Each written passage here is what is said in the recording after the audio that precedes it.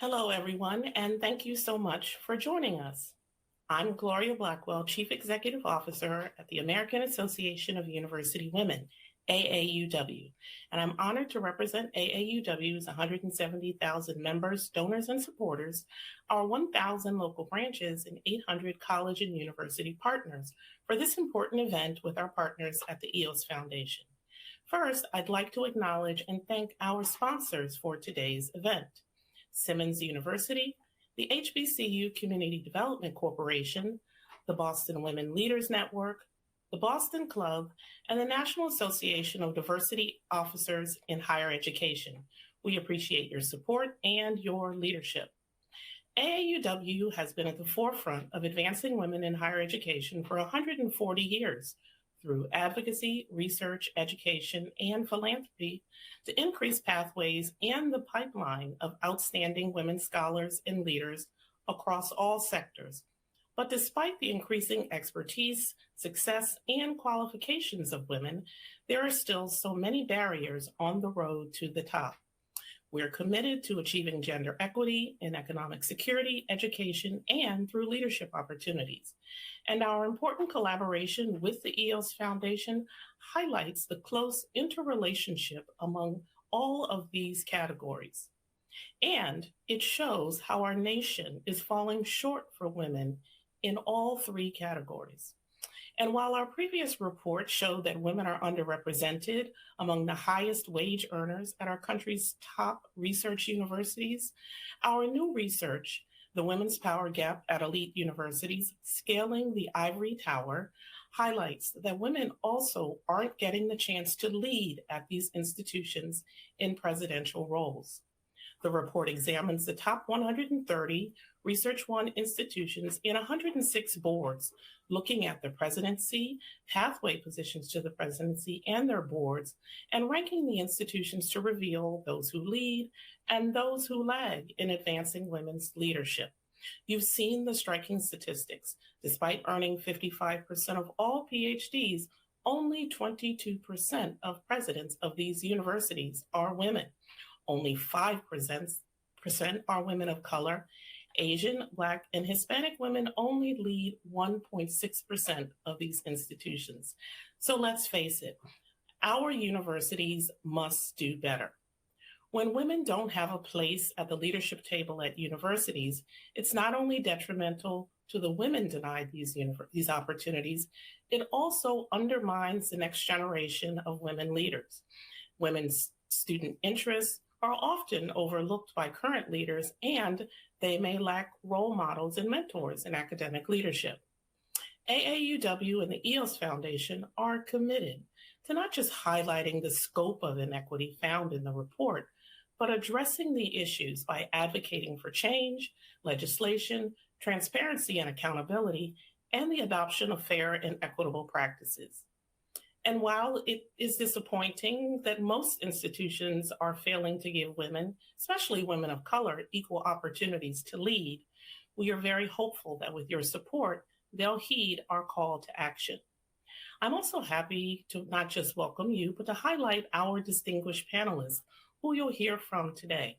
To learn more, all of our bios are accessible through the icons on the bottom of your screen. First, Dr. Julieta Villarreal Garcia, whose life's work has been focused on expanding higher educational opportunities for the people of the Rio Grande Valley on the southern border of Texas. She was the first Latina to serve as president of a college or university in the United States. And Dr. Garcia spearheaded the creation of the University of Texas at Brownsville and served as its president for 22 years. Next, we have Dr. Lynn Perry Wooten, who's the 9th president of Simmons University and the first African American to lead the university. She's a seasoned academic and expert specializing in crisis leadership, diversity and inclusion, and positive leadership. Joining us also is Dr. Ann P. Massey, who proudly serves as the first female dean of the Eisenberg School of Management at the University of Massachusetts at Amherst, and is a leading scholar in information systems. Over her career, she's held a variety of leadership roles at all levels, leading faculty and developing innovative curricula, including cross-disciplinary academic programs. Welcome to all of our panelists. As you can see, we have an incredibly impressive panel of leaders for today's event. And it's certainly my pleasure to present today's moderator and presenter, our partner and collaborator, Andrea Silbert, president of the EOS Foundation, a private foundation making charitable investments in efforts to fight hunger and poverty and address structural barriers to gender and racial equity. So again, thank you all for joining us. Andrea and the panel, we're all eager to hear about this important research. So let's get started. Thank you all for being here today. I know we have a lot of new faces in the audience. I'm sorry I can't see your faces. But if you have been on one of our other Power Gap presentations, get ready. We're going to take it up a notch. Because this work, we've gone really deep and worked really closely with Gloria and all of our colleagues to understand how we can fix the system and stop fixing the women and people of color. So with that, let me jump on in. First of all, we ask you to help us amplify this discussion. We've got to get the word out. The icons at the bottom of your screen will give you preloaded information that you can send on out. So please use these handles and help us out. All right, just a quick bit about the Women's Power Gap. Our goal is to dramatically increase the number of women from diverse backgrounds in leadership positions nationally. We look at all sectors of the economy, but we've gone super deep in higher ed because higher ed is held in such high regard, and we expect them to be leaders on diversity, equity, and inclusion. First of all, in terms of our approach, we focus on the C-suite. We are trying to bring down that glass ceiling, or as Gloria always tells me, the concrete ceiling. Second of all, the most important piece of our work is we disaggregate our analysis. So we look at not just Black people, but Black men and Black women, Hispanic men, Hispanic women. So that's critical. And the other piece of it is that we look at the organizational level. So we have data for an employer, and then we look at another employer. And then, third part, we take that data and we compare them against one another and we create rankings. And the rankings, frankly, create a race to the top. So Gloria touched on this quickly, but it's great to see in a visual. Women are receiving 55% of all PhDs, and that's been going on for 15 years. But they're only 22% of presidents. Also great news for women of color, 19% of the PhDs, but only 5% of the presidency. So is it a glass ceiling or is it a concrete ceiling? This quote is just terrific.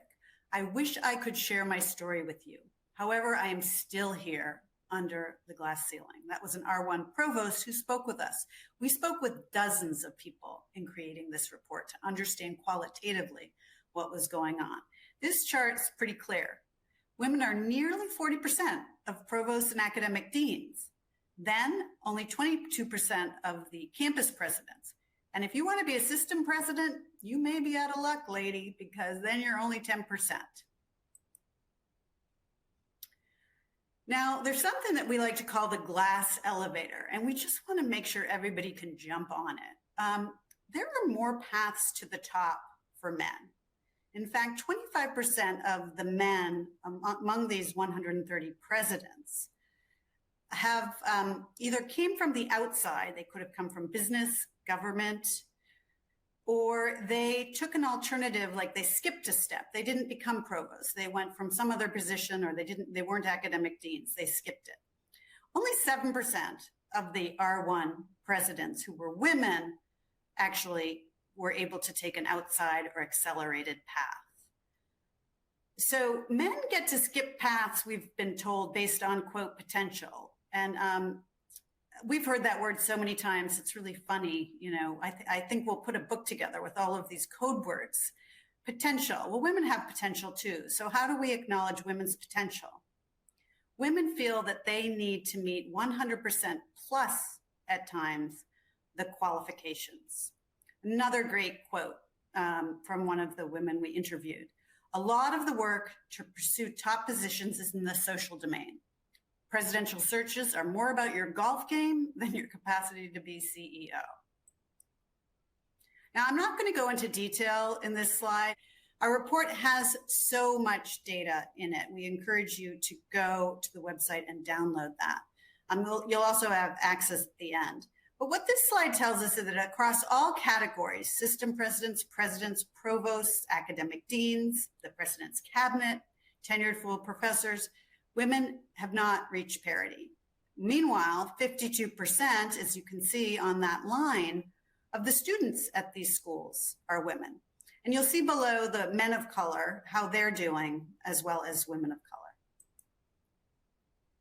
Now, as Gloria touched on, women of color are virtually non-existent. Of the 130 presidents, there are 2 Asian women, 2 Black women, and 2 Hispanic women. Among the Asian women, there are no East Asian women. It's almost critical that we disaggregate what we disaggregate and really look at how different groups are doing. So we need a really clear focus on intersectional goals and benchmarks. Otherwise, we lift certain groups up, but not others.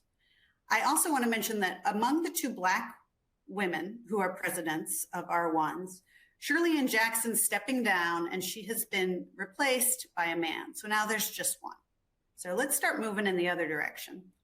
What's interesting to note actually is that since 2020, since the spring of 2020, we looked at 18 months worth of transitions, presidential transitions. There were 22 transitions. Black men made incredible progress. They doubled in numbers. So we assume there was real intentionality around that, but Black women didn't see similar gains. So intentionality does work. We just have to make sure everybody's included in it. So what explains the precipitous drop in women at the presidential level? So we're always at the Women's Power Gap going to talk about systemic solutions and obstacles. So let's start with no more fix the women strategies. They just aren't enough. Some of them are helpful to individual women, but they could be setting women back in terms of, oh, I have to do things differently. I can't do things with my own leadership style. This notion we've all heard about the lean in approach. Well, it tells women to act like men in the workplace, but there's a lot of research now that we've encountered that says that that doesn't work for women. If they're too tough, if they're too aggressive, if they're tooting their own horns too much, there's a backlash. Another a phrase you're often going to hear now is that there's a confidence gap. Women aren't confident. They're not putting themselves forward. However, once again, we've seen research that says that women actually are confident and they're not putting themselves forward because it's a rational thing to do when they've realized they have to have 100% plus of the qualifications. They're not going to get promoted based on potential. So it's sort of a really hard bind. And finally, my colleague Lynn Wooten, who you're going to hear from in a minute on the panel, talks a lot about and has done a lot of research around the glass cliff effect. Women and people of color, CEOs, college presidents are often put in situations they're hired when the entity is facing either coming off of a scandal or a financial crisis. So what are the solutions? We have to tackle systemic bias. Let's fix the system, not the women. And we've got to lower the walls. Instead of trying to push women up over the walls, let's bring those walls down. Now, I think we all need to really, really start our focus with boards. The boards hire the presidents. The boards are the fiduciaries for the institutions. They help set strategy. So there were 106 distinct boards for the 130 schools because some have multiple schools under them. So there were only 9 boards that had reached gender parity, 50% plus. I want to give a shout out to Michigan State, which had 75%. Yet there were 44 boards that had less than 30%. When you look at all of the 106 boards, 44 schools had less than 30% women on their boards. As I mentioned before, 37 schools have between 30 and 39%, 16 schools have between 40 and 49%, and 9 schools have 50% plus. So I wish I didn't have to say this because it's a bit shocking, but elite universities are out of step with corporate America.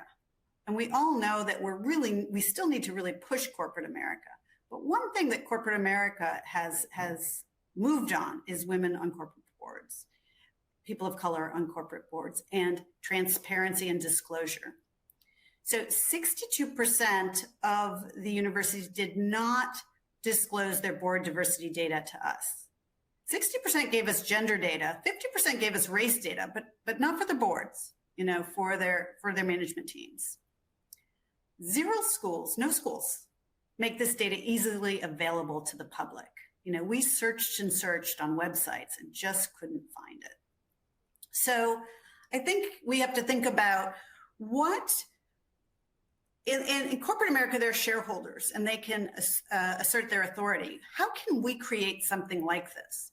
So I pulled this quote from State Street Global Advisors that beginning in the 2023 proxy season, they're going to insist that all boards have at least 30% women and have at least one director of color.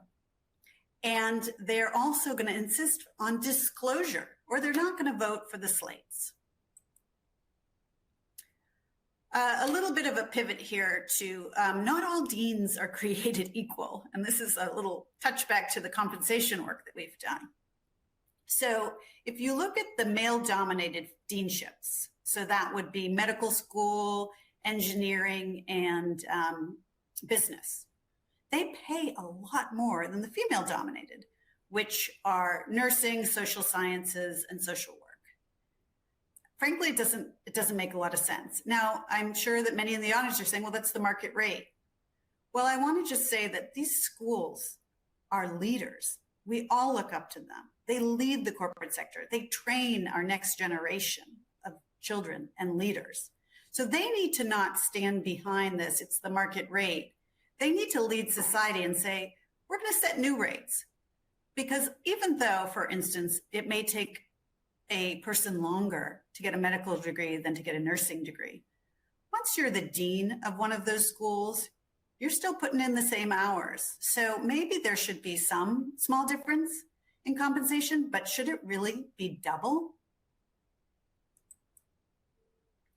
We wanted to take a look at how our own state, Massachusetts, is doing, and we picked another big state on the West Coast, California. And California's leading, and Massachusetts is lagging. So we're going to get right on that. So of California's 11 R1 institutions, 73% currently have historically have had a woman president, and 3 of 11, 27% currently do. In Massachusetts, only 3 of our 8 R1s have had a woman president, and currently there aren't any. Finally, this is just the first section. It's actually the leaders that you'll see from our gender index. So what you'll see, and you can access the whole rest of it in our report. UC Santa Cruz right out front, CUNY Graduate School, UNH, University of Iowa. So there are 13 schools that we think are leading. And so I think our future discussions, one thing we'd like to do is bring presidents and board chairs together and learn from these schools that are leading. So let's get to the recommendations. Boards and governing boards, as I mentioned, that's where we want to start. So boards just have to immediately start reporting their diversity data. We have to have your data, your public institutions, your private nonprofits, get a lot of federal dollars. You need to share your data and then set goals with benchmarks and report on those. Let's elevate women, and especially women of color, to be chairs and vice chairs of these boards. And make bold, long-term public commitments for equity at the top. Governors who appoint many of these regents and other systems board members really need to look at diversity. They have other things that they need to think about, when they're appointing boards, but they really need to put the students and the need for diverse leadership first. Presidents, they can create and implement diversity goals and benchmarks at the very top, root out and eliminate bias in all processes, hiring and advancement especially, and hold the hiring committees accountable to outcomes, not just inputs. We hear quite a bit about the Rooney Rule, where you need to have women and people of color in the finalist pools. But if they don't get the actual job, what was that for? So we need to make sure that over time, and when we see groups, for instance, faculty and deans, that we actually see equitable outcomes, not just finalist pools. So what can we all do? One thing we're going to do at the EOS Foundation is we're going to convene presidents and board chairs and talk through them. We did this in Massachusetts as a pilot, and it really had incredible outcomes. Over 3 years, we actually in Massachusetts saw the number of women presidents, and that was with all colleges and universities, not just our ones. We saw the number of women of color double. We're going to follow up with qualitative research. We ask you, whether you're a donor, an alumni, a parent, a student, to call your university and demand change. Start with transparency. Please follow us on social, share it with your friends, and let's recruit some male allies. We have a lot of male allies. So let's recruit them and have them join us in pushing for fast change. So I'll end here with some women's voices. I mentioned the one in the middle. The one on the left is from a former CEO of Lloyd's of London, who basically says there's a one and done phenomenon. You know, once a company chooses a woman CEO, they feel like they've done it. And it's very unlikely to see a woman follow another woman. In fact, among the 130 universities in their whole history since they were founded, there have only been 10 transitions where a woman followed a woman. When men follow men, there are thousands. So thank you very much. We have more slides that you can access if you want a deeper dive. But with that, I'd like to go and turn to our panelists.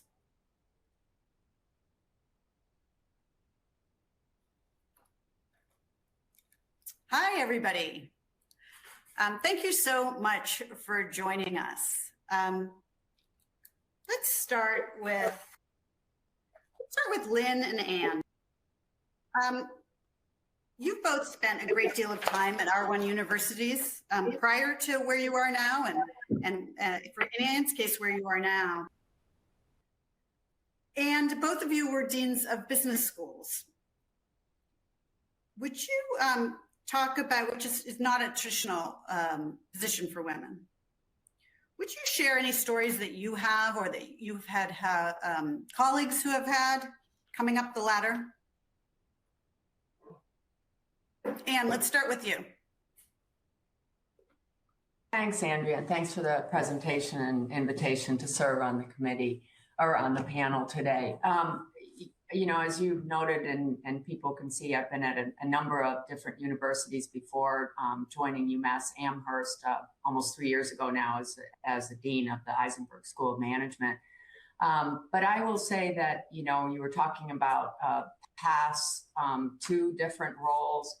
And, you know, I played at Indiana University for a number of years, many roles within the Kelley School of Business, you know, from department chair to program chair to working in the dean's office, and then had opportunities to move to campus level in the provost's office and then to the president's office. So my path is a little bit different in the sense that I was in all these different places, building networks, building relationships, and that really served me well because I think also I had a very interdisciplinary background. So my path really fit with my interest and my goals and the opportunities that were put in front of me. And so what I will say, and it was nice to reconnect with Lynn here. We were at an event a couple of years ago as related to business schools. But I will say that the networks that you build, for me, were the most important things, and they continue to be the most important things, both your local networks within the universities that you're at, and then the networks that you build and sustain beyond that. Those are the things that, in my mind, really created opportunities for me. Thanks so much. Lynn? And Lynn, will you touch on the glass cliff effect too, if you will? I will talk on the glass cliff. Ann and I are unusual because you don't see two women's school business deans being on a panel together. And I think when you look at the charts that you presented, Andrea, and why we're here and our life is somewhat different is, one, I started in this field early. So I came to college in '84 and never left. And so I was able to get a jump on the glass ceiling or the concrete ceiling.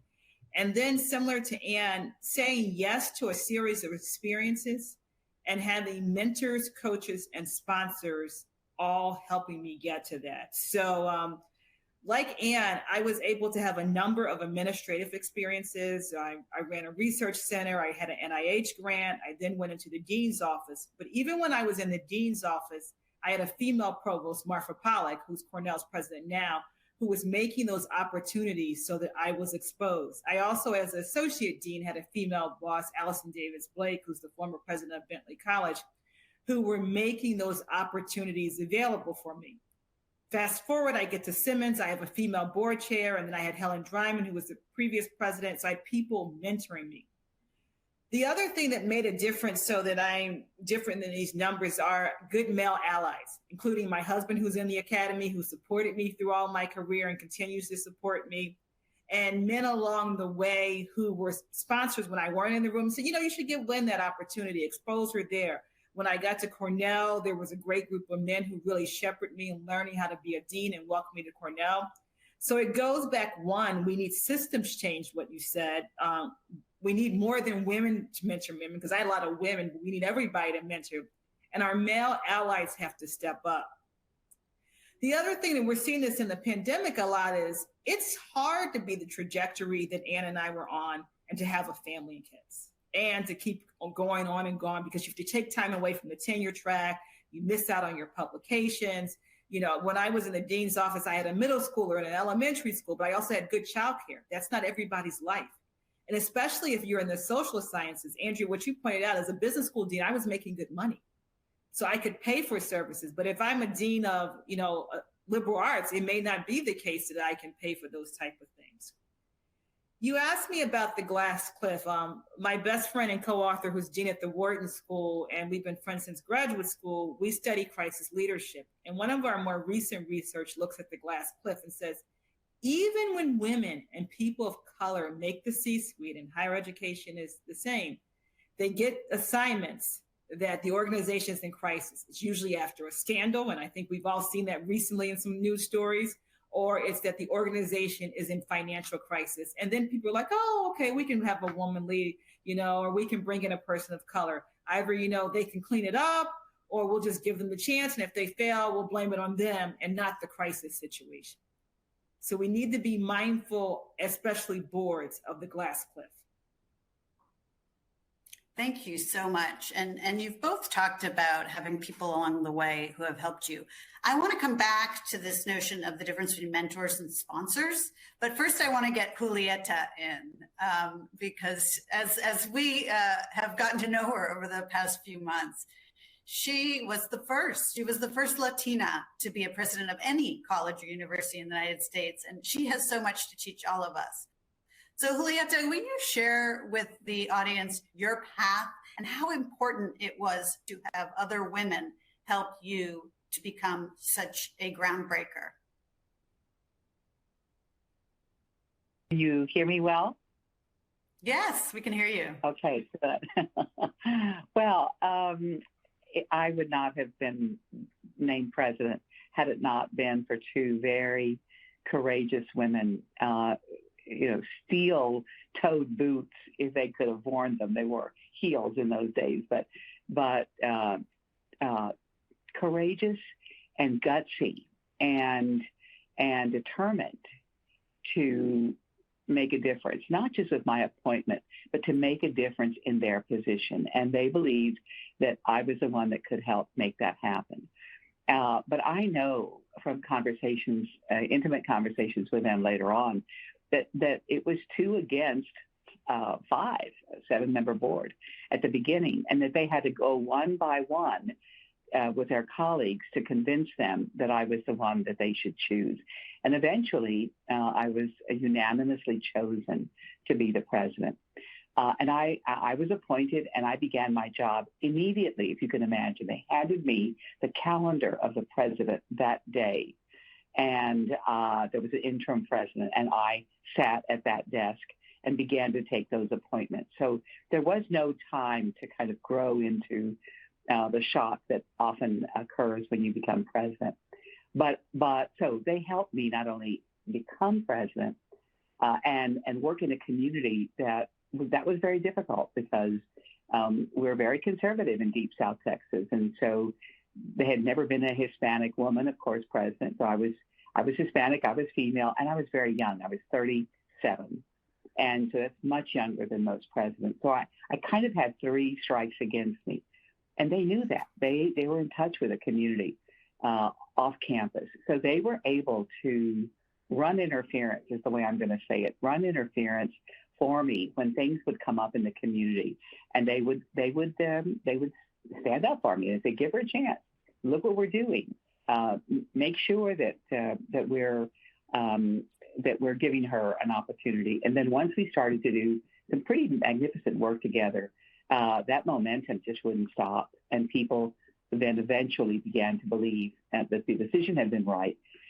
So if it had not been for those 2 women who said, you've got to put your name into the candidacy, I don't know if I would have ever had that opportunity. And can you elaborate a little bit? We had some good laughs about Governor Ann Richards, and what a woman governor. And Ann Richards was not just a woman governor, she was so gutsy. So talk about what she was able to do, and frankly, the changes, sadly, that have happened in the other direction since. Ann Richards is my heroine, right? I mean, I have so many women that have played an important part of my life, but Ann was one of them. And I could call her Ann, if you could imagine a young president calling the governor Ann in those days.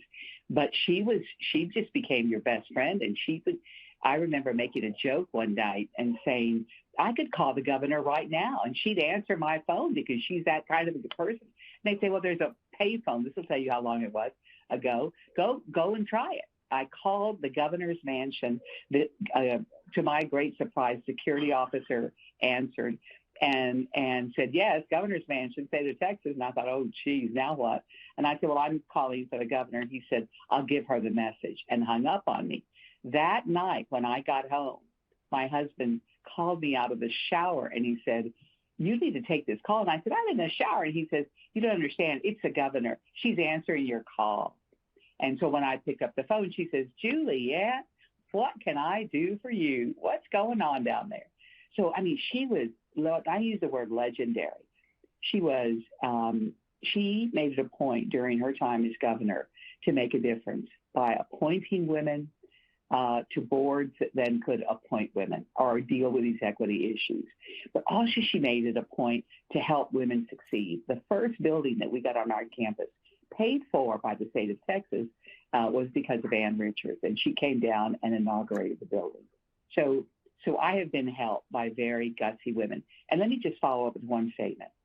What we learned from gutsy women is that you can be gutsy and not get creamed.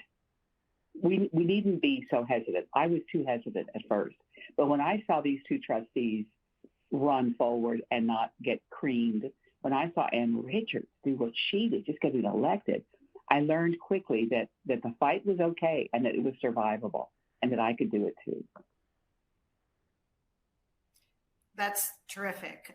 So I'm going to open this up to all of you and whoever jumps in first. So what's going on? We have 40% women deans, 40% women provosts, nearly. But then there's just this cliff we fall off to 22% of presidents. So what can we do? What's going on systemically? In the spirit of let's not blame the women. That is basically cutting their numbers in half. Who would like to start with that?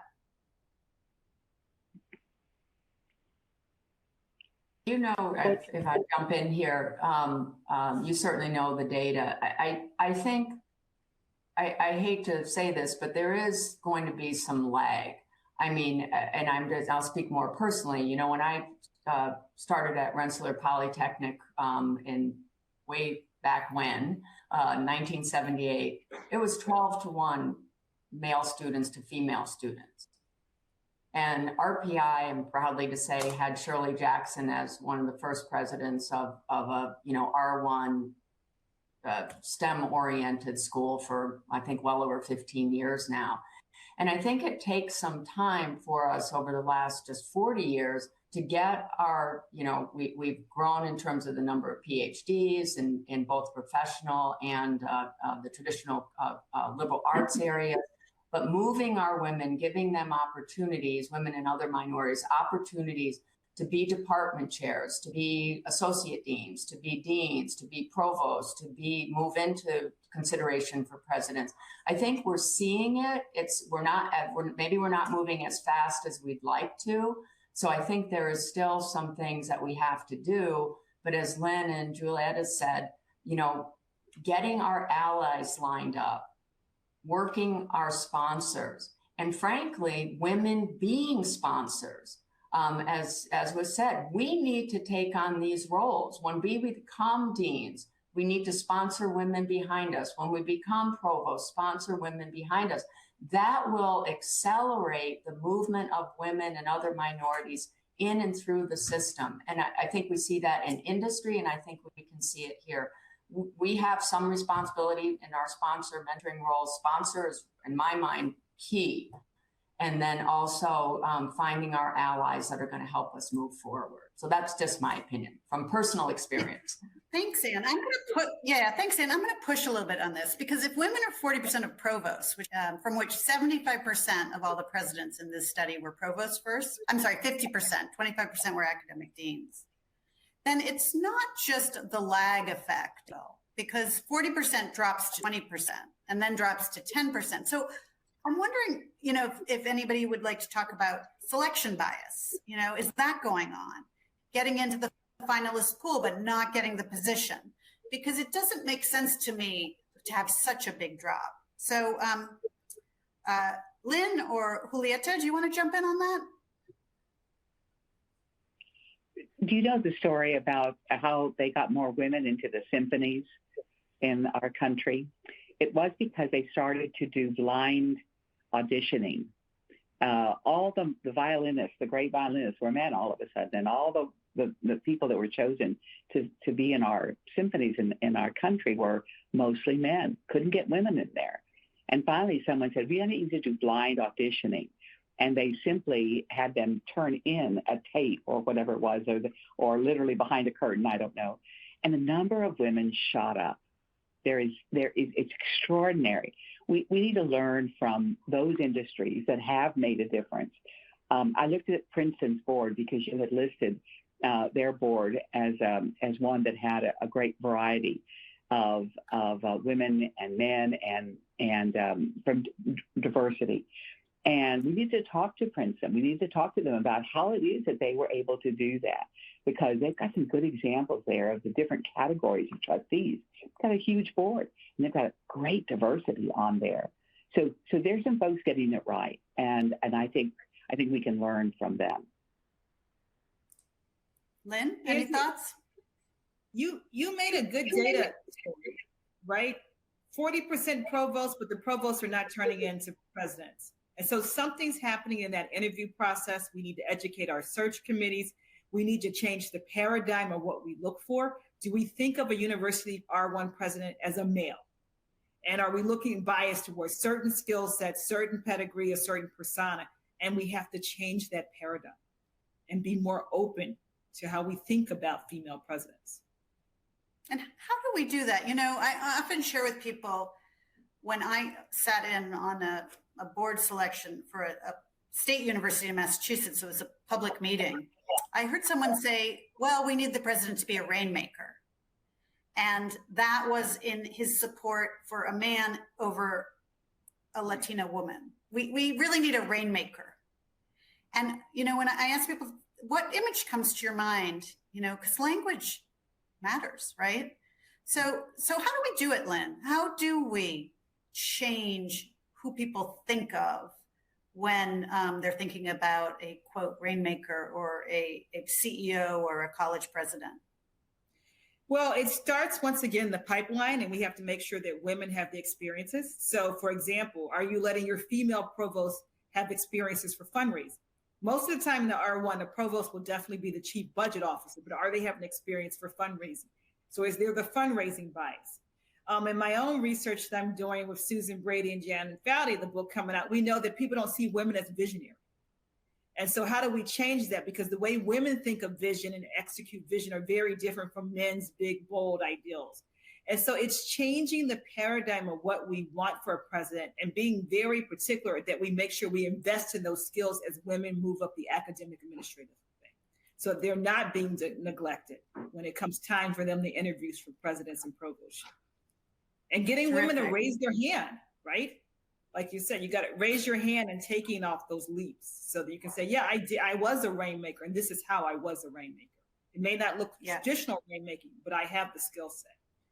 When I'm doing these big searches, and I've been on presidential searches, VP searches, I always push the search committee to say, does this person have learning agility? They may not have done that job or acquired that skill, but can they learn it quickly to do the job for the next level? And that's supporting learning agility. Hey, I love that. One of the things that I mentioned in the slides was men getting promoted based on potential. Right. But let's call it learning agility. I think that, and let's look at learning agility, not potential, because what does potential mean? You know, so that's really, and we know really women terrific. Are good at learning. Yeah.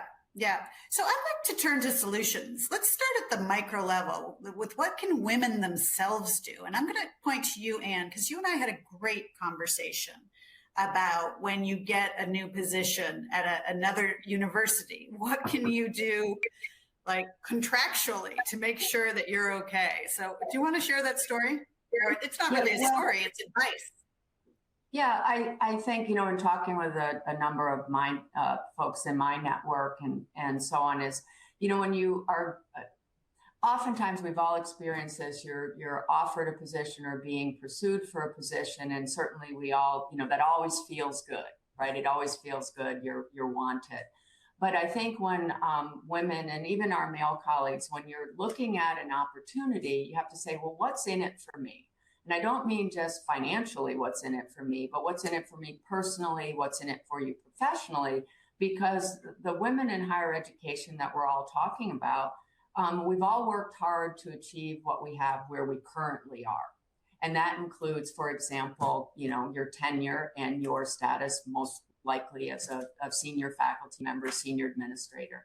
And so, you know, some of the things that I would suggest and I've suggested to, you know, friends and colleagues that are considering opportunities is to step back and to ask the question of, you know, how can I reduce my risk by taking this job? And what I mean by that is many universities, most that I'm aware of, for example, allow faculty, including you as an administrator, to take a year or two of unpaid leave.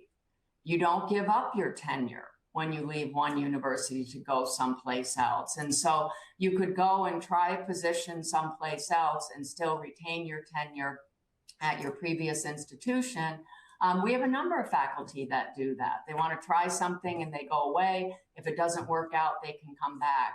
And, you know, that's just kind of reducing your risk because you may find that you go someplace and it doesn't work out for whatever reason. And so that's an advice that I give to others and that my circle we've talked about. And then also to even have, especially as you move up to, you know, deans and provosts and beyond levels, is quite honestly, most of us are not legal experts. And so even asking an attorney to take a look at the contract that is being offered to you, get some other eyes on it, just to make sure that it lines up with, you know, what your expectations are and so forth. And I think that can be really, really helpful. Just believe me, our male colleagues do it.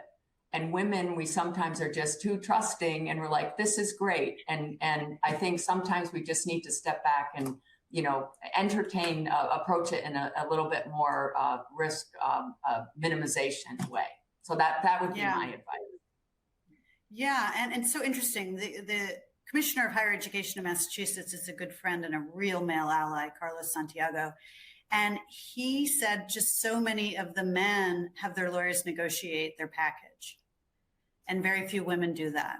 So that's in keeping with what you're saying. I'm going to go to Lynn because of this crisis, all of your expertise in crisis management. So what Anne's sharing with us is, okay, you're offered a presidency, if you will, but gosh, it may be a glass cliff, and after 6 months, you may be asked to move on. So how does this suggestion of having a leave of absence so you can at least go back to your last academy, have you seen that play out? I have definitely seen that. And like Anne, we've been in conversations with women. It's something that I recommend when I'm mentoring people. There's a classic Harvard Business School case we teach that when you move, one thing is you might have the skill set, but you don't know the politics or the social capital if you're going to be successful. So you could be a star candidate. And you get there and there's a crisis in the organization that they're hiding under the carpet, or there's some political dynamics or social capital that slows you down from being successful. And so having that to be able to go back to your university and take a leave of absence is something that I recommend when I'm mentoring women, or making sure at least they have a plan B or a parallel plan if it doesn't work. So it's really, and this helps women because remember, women do tend to be more risk averse. And so whenever I'm coaching them, I say, okay, what's your plan B? You can take this risk in this league and it may be a glass cliff, but what's your parallel plan and how would you reinvent yourself and come back? And I see Anne shaking her head there. And so that's how I approach it when I'm coaching women in the academy. And Julieta, what other things can women specifically do to overcome these biases? When we're young and we're in a classroom and the teacher asked a question, we were the first ones to raise our hand. We would always want to sit on the front row. I venture to say of all of us on the conversation today, and many women. And sometimes we knew the answer, but most of the time we were just really enthusiastic and we were going to be present and raise our hand. I think women are hesitant to raise their hand and say, put me in, coach, right? Get me in that game. And I think, I applied the first time for a presidency when I was 28 years old. And of course I didn't get it. And I didn't think I'd even get an interview. Well, I got one because the board, I think, wanted a female in their pool. But I learned a lot from that. And what I did was to signal, I think, in retrospect, to signal to folks that I wanted to do more. And I think we have to signal we want to do more. Put me in coaching, whatever that means in your environment. I can do more. I am married. I have children. I went that route too. And now I have 5 grandbabies and everybody survived it. It's okay. You really can survive it with all of that. And use it as a positive, not a negative. But you've got to risk. You've got to raise your hand, and you don't die from it. You really don't. You just jump in, raise your hand, and say, "I think I can do that job, and I'd like to give it a try." So we've got to be confident ourselves. That's tough.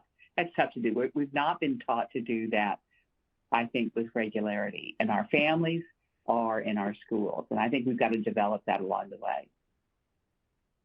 And what do we do, Julieta, about that backlash that I talked about with when women start saying, I did this and I did that versus we? There's quite a bit of research as well that says women often say we, my team, and men say I. And if women just switch to the I, it doesn't go over well. How do we, I think it has to go further than, absolutely has to start with put me in, coach. But what do we do to combat the backlash, if you will? I think we go with our gut instincts. We normally, I believe, most of us as women leaders know that it takes a team to get big stuff done. The bigger the task, the more people you need working on it. And so it's never dawned on me to not give everybody credit for the job that we needed to attack at that moment.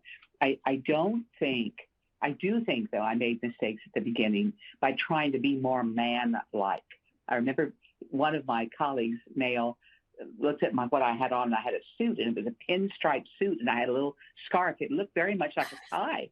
He said, "Why are you dressing like a man?" And I looked down, and I thought, I had a pleated skirt on, but that was the only thing that was different from being in a man's suit. So I think we all go through that adjustment. At least we did when I was younger and trying to look older and smarter and more important. Now it's not a great challenge, but Diana Natalicio, who was president of UTEP, and I would sit together as the only two women in the UT system many times. And one of the men presidents would stop by and where we were sitting and say, "What are you girls up to?" Well, it never occurs to you to go to two men who are sitting there and say, "Now, what are you boys up to?" So you just got to get some real tough skin there. It's going to happen. And you're not going to go and get invited to play the golf game and all of that. We all have those stories.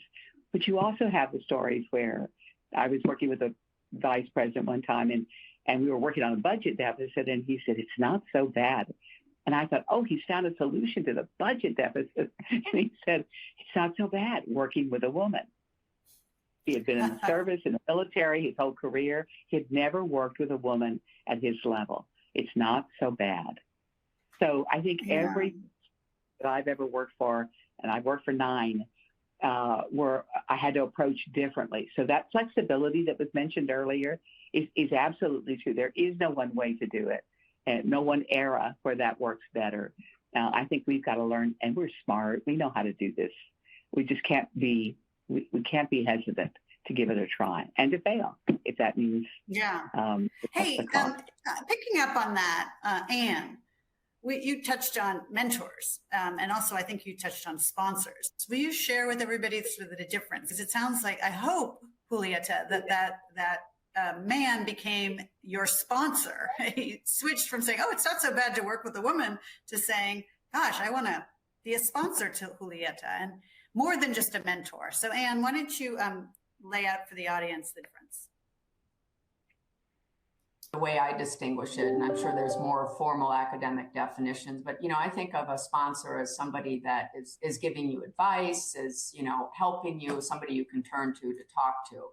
And obviously they're very, very important. They could be within your own area or outside. But a sponsor, in my mind, fundamentally is somebody that can make it happen for you.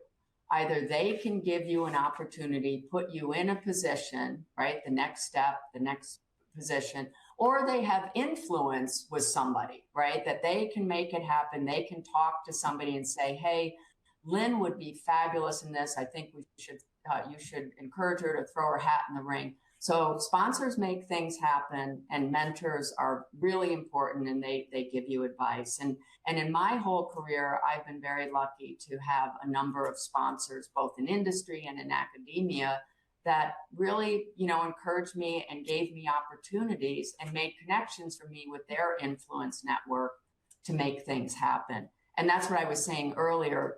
Women, when we get into roles, even being, we'll call it the lowest level, being a department chair, which I still think is the hardest job in a university, that you have to play the role of sponsor, that you have to give people opportunities to advance.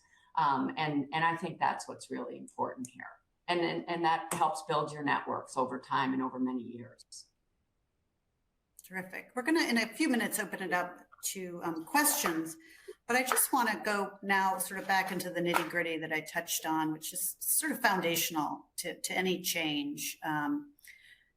Data, transparency, pretty discouraging that boards of trustees are not even sharing their own diversity data.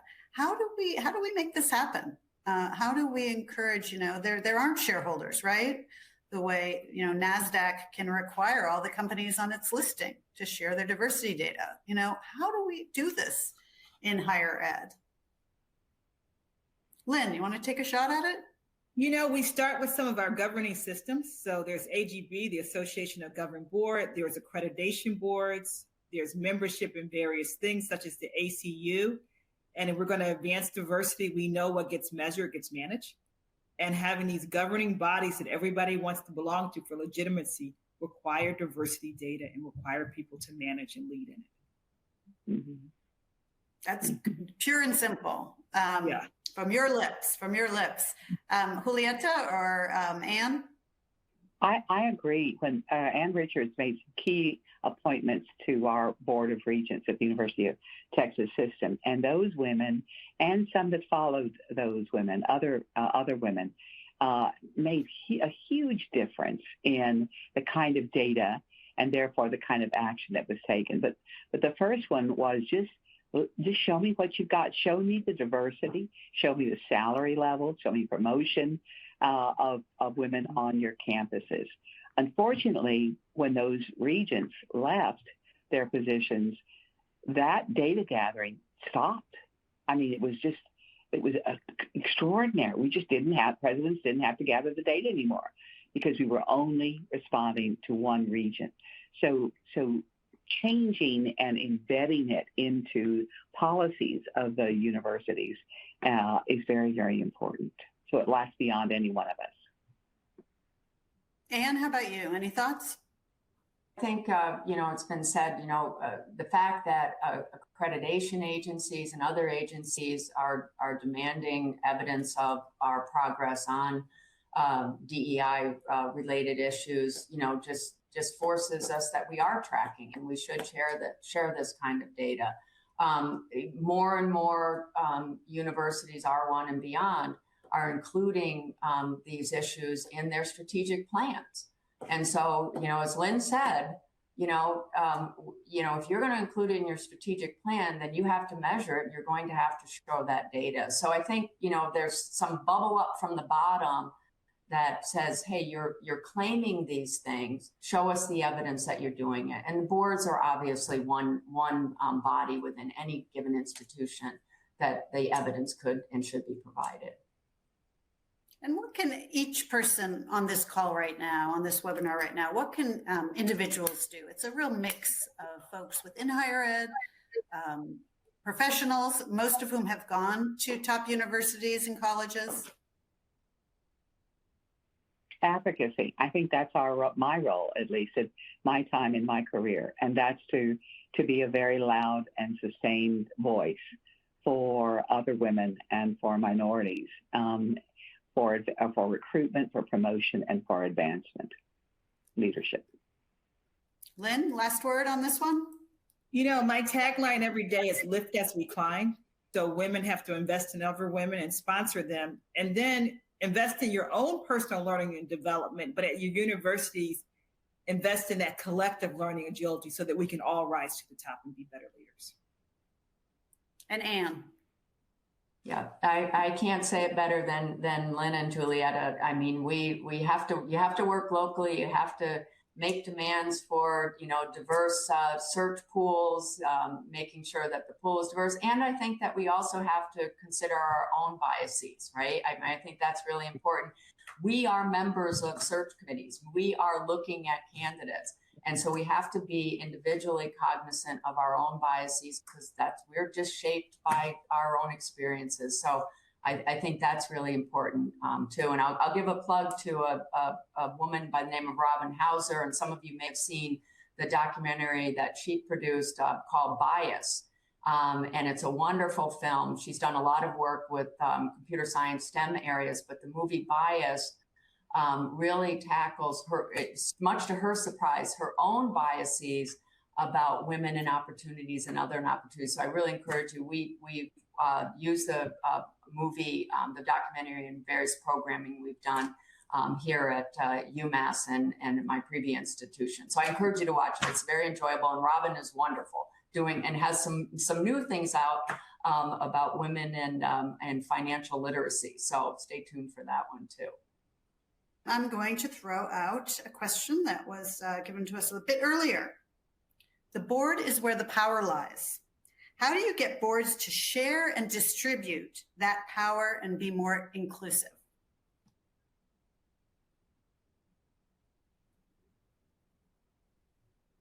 Julieta, I'm going to start with you, Julieta, because you really had quite an experience with those two women convincing 5 men to hire a young Latina. So how do we get boards to be more inclusive and to distribute power, right? There's a lot of language around how do we distribute power, democratize power. I think structurally you can do it. Our board did it by requiring a diverse committees that went to the board. And I noticed that when we talked about Princeton earlier, that they did the same kind of thing in saying we have to have alumni on our board. We have to have some term members on our board. And they divided up categories to structurally imprint a diverse board is almost guaranteed. In our case, we said every faculty committee that works with the board must have a member of the faculty, not faculty committee, member of a committee, must have a faculty member, a student, a staff member, a community member, and then an alumni, and then someone from, of course, the board of trustees that had been elected.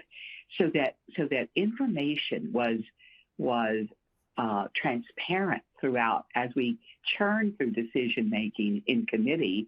Before we even got to the board in full form, these groups were all involved, and the more they're involved, the more they get to know each other in the environment, and they become wiser and participants. So structurally, to figure out what within your institution would cause a mix and diverse group to work together on important work. I think that's key.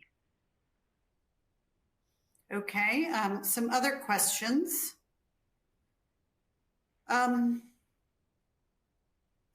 In this conversation, it's evident that women supporting other women is the way to advance. How does one navigate a particularly competitive environment? That's a great question.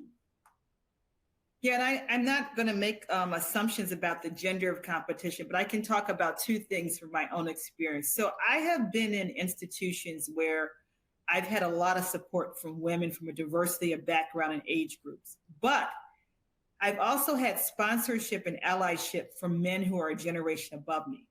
Yet men who tend to be my same generation see me as competition, I notice. And navigating, and so that has been the challenge for me. How do you navigate when, the men who are my same generation, they did not want to be peer allies, peer mentors, but saw me as competition?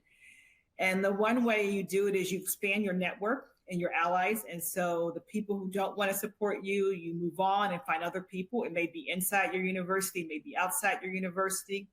You start to build relationships with people in the profession or other leadership development programs.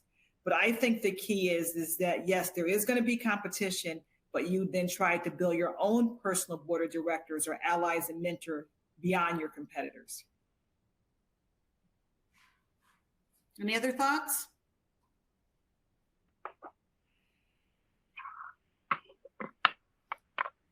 All right, I'll ask a few more.